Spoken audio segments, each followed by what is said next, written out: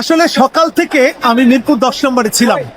প্রথমে একটু মন খারাপ হয়েছিল, কারণ হলো এসে স্টুডেন্টদের জায়গায় আমি অন্য কাউকে দেখেছি, যাই হোক নাম বলবো না সেটা।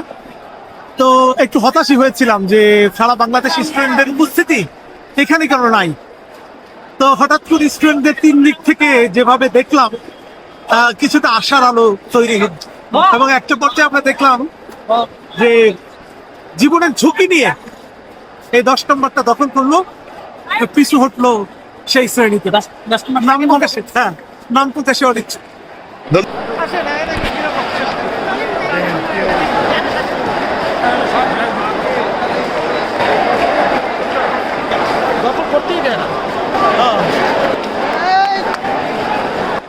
চার আগস্ট 2024 মিরপুর 10 নম্বর গোল চত্বরে সকাল থেকে এখানে অবস্থান নেয় আওয়ামী লীগ নেতাকর্মীরা। বিশেষ করে এখানকার 3 জন সংসদ সদস্য কামাল আহমেদ মজুমদার, ইলিয়াস মোল্লা এবং মইনুল হোসেন খান নিখিলের নেতৃত্বে এখানে অবস্থান নেয় তারা। এবং এখানে পূর্ব ঘোষিত যে শিক্ষার্থীদের সমাবেশ হওয়ার কথা সেটি কোনোভাবেই অনুষ্ঠিত হতে পারছিল না, কারণ এখানে অবস্থান করছিল আওয়ামী লীগ। এবং যেসব শিক্ষার্থী এখানে ঢুকেছে তারাই বেধড়ক পিটুনির শিকার হয়েছে।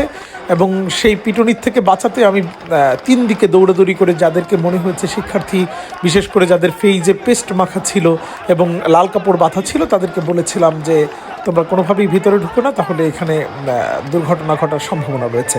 এবং তারা যখন বুঝতে পেরেছে এখানে তাদের আন্দোলনকারী নয় বরং আওয়ামী লীগ অবস্থান করছে, তখন তারা আশেপাশে অবস্থান নেয়।